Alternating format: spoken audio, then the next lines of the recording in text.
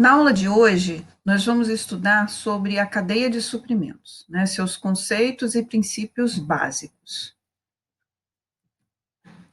Bom, a cadeia de suprimentos, né, supply chain em inglês, ela considera o conjunto de organizações, né, empresas, que atuam de forma integrada, do início ao fim da cadeia logística, criando valor com produtos ou serviços. O que isso quer dizer? Né? A ideia do gerenciamento de uma cadeia de suprimentos é justamente essa, né? Identificar os parceiros, né? Desde o início dessa cadeia, lá da parte de fornecimento dos insumos e matérias-primas primárias, até a distribuição e o transporte lá na ponta do cliente final. Então, ela envolve as atividades de suprimentos, planejamento, produção, armazenagem, distribuição e transporte. Né? A ideia é que esses diversos parceiros, né, fornecedor, a área de fabricação, produção, a distribuição, a armazenagem, o varejo e até o consumidor, estejam integrados. Bom, o que importa, né, na visão da supply chain, que é esse gerenciamento dessa cadeia de suprimentos, a ideia é a redução de custos de forma global. Então, não entende-se aí como uma questão em que cada um parceiro vai trabalhar de forma individual, né? É justamente a ideia da visão sistêmica, a interdependência de todos esses parceiros, com o objetivo de que, muitas das vezes, numa determinada situação, por exemplo, no transporte, pode ser que aconteça de que ali, naquele item em si dessa cadeia, os custos sejam, às vezes, maiores, mas que isso vá promover, na cadeia geral, né, uma redução de custos em outras situações. Então, é a visão global, né, uma visão sistêmica, de entender que existe uma interdependência entre todos esses parceiros, tá bom? E é isso que a gente fala aqui, ó.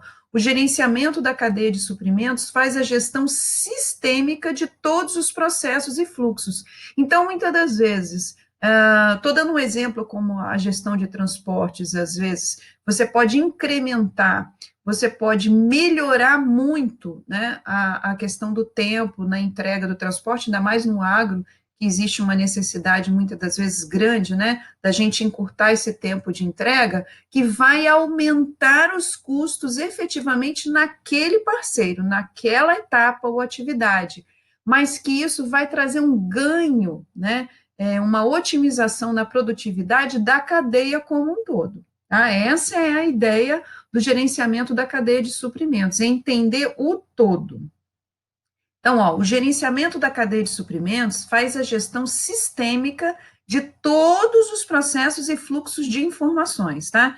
Isso quer dizer que esse tipo de planejamento baseia-se na perspectiva de todo o processo. Então, é preciso obter a visibilidade do todo, né? Então, o que importa não é uma parte em si, mas o que essas partes interagindo vão trazer de benefício para o todo, que a gente vai ver ao longo da aula, que é o quê? A satisfação do cliente final, né? E também a redução de custos por completo. A gente muitas das vezes acha que logística e cadeia de suprimentos é a mesma coisa, mas não é. Tá? A logística, ela realiza os processos operacionais que vão garantir para que o produto seja entregue ao destinatário, ao consumidor final. Alguns exemplos de atividade logística, a questão de determinar onde vai ficar fixado o armazém, a separação e expedição de materiais, controlar os níveis de estoque e a movimentação por meio dos tipos de modais escolhidos.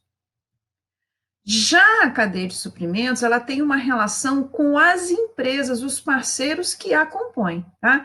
Então, a ideia da cadeia de suprimentos é cuidar, né, dos clientes, do varejo, dos fabricantes e produtores, quem são os transportadores, quem são os centros de distribuição, Então, as atividades logísticas são as atividades operacionais que estão inseridas na cadeia de suprimentos. Então, aquilo que eu tinha falado, que a supply chain, ela gira, né, todos esses parceiros, né, distribuidores, armazenadores, gestores de estoque, fornecedores, produtores, visam trabalhar de uma forma integrada tal que objetiva, né, que traga uma boa solução de atendimento às necessidades do consumidor final, obviamente com redução de custos, tá? Então, ó, o foco deve estar sempre em garantir o quê? A satisfação do consumidor final, por meio dessa integração de processos e otimização dos métodos de trabalho. Bom, redução de estoque. Quando você trabalha de uma forma um pouco mais integrada, o teu fornecedor, né? Vamos imaginar lá o fornecedor de matéria-prima. Quando ele está trabalhando de forma mais integrada com quem vai produzir, por exemplo, veio aqui agora a questão da produção de laranja, né? Do plantio e tal. Quando ela está mais integrada com a indústria, com a agroindústria que vai fabricar os sucos, ela tem uma capacidade de entender, né, tanto a empresa da agroindústria quanto o produtor, entender essa questão da entre-safra, quando tem maior oferta do produto, né, quando há necessidade de manter estoques para poder, né, não causar uma sazonalidade na entrega do que essa agroindústria vai entregar para o seu consumidor final, né? Então, essa capacidade de integração, ela permite que a gente possa reduzir estoques, para que a gente possa trabalhar atendendo uma demanda específica.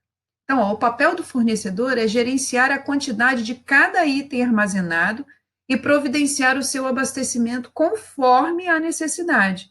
Se você não tem uma boa integração, o teu fornecedor não vai saber quando ele vai precisar te entregar, né, aquele insumo matéria-prima, ele só vai te entregar mediante o quê? Uma solicitação.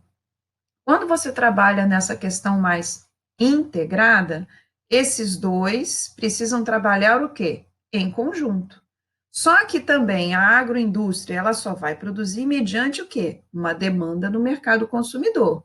Isso pode ser uma atacadista, pode ser uma central de distribuição, né? Que vai também informar a demanda desse mercado consumidor para aquele produto. Então, gente, é trabalhando em conjunto com o outro. Isso tudo vai trazer o quê? Uma redução de estoque, que vai também trazer, como consequência, uma redução em custos. Uma coisa importante também é quando você trabalha de forma integrada, né? A intenção, a ideia é você diminuir a quantidade, o número de fornecedores, para que você possa trabalhar com fornecedores já que entendam a sua dinâmica, né?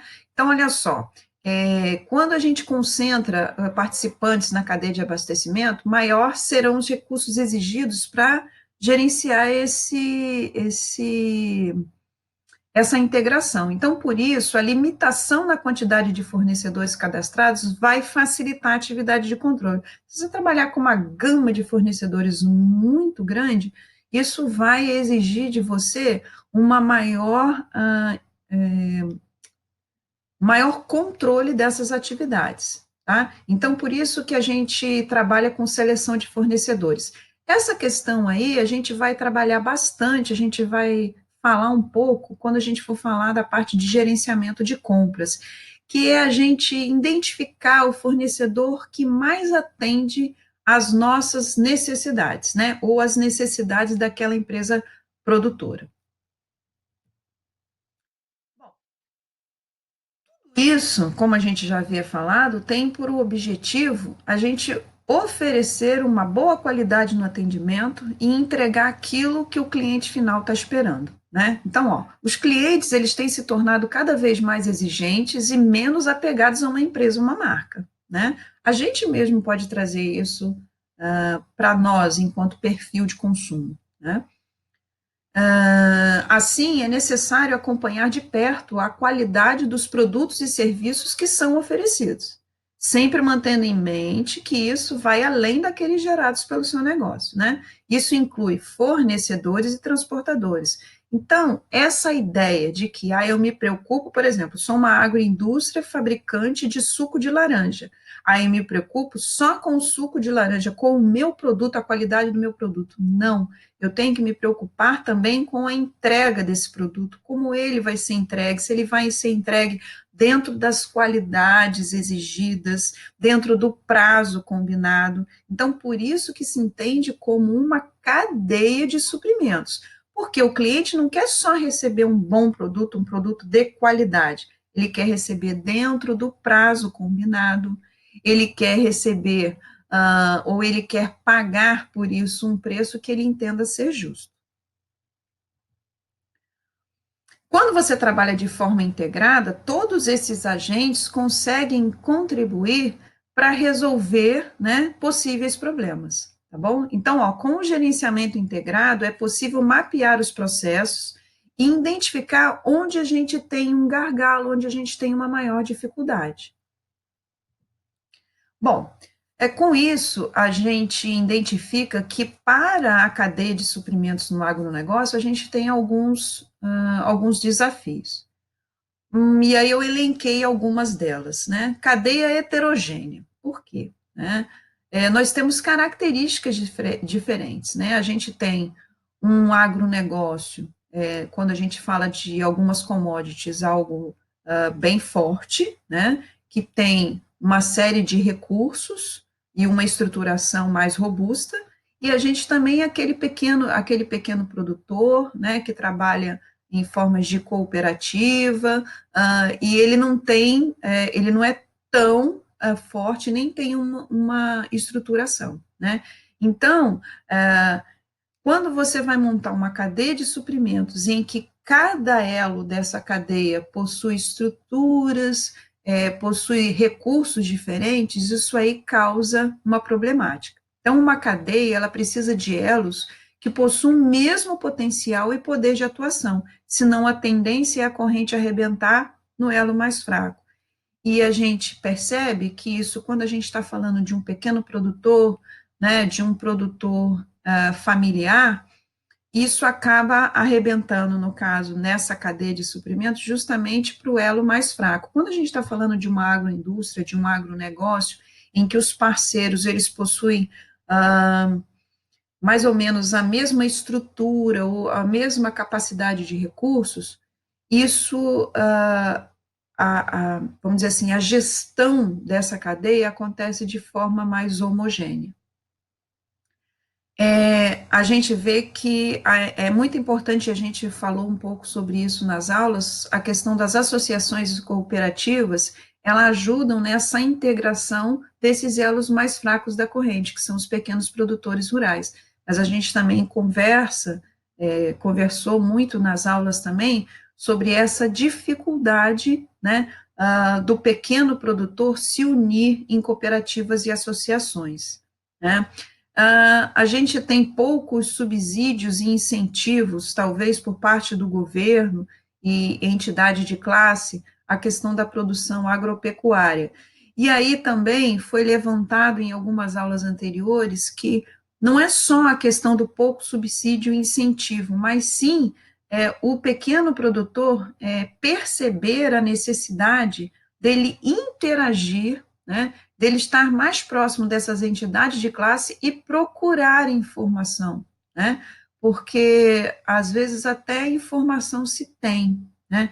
Mas às vezes o acesso a isso é um pouco mais complicado. A gente está vivenciando isso nesse momento em que essa cadeia que talvez funcionava de uma forma meio que desbalanceada para o produtor rural, né? Mas ela, de uma certa forma, ela escoava a sua produção. Quando a gente vem numa situação em que diminui a demanda, esse produtor rural, por estar de uma certa forma isolado, ele está tendo muita dificuldade, né, em conseguir uma nova forma de escoar essa produção. Outro problema, né, que a gente tem, uma deficiência nos modais de transporte que torna os nossos produtos caros e de baixa qualidade, né, tornando-os menos competitivos.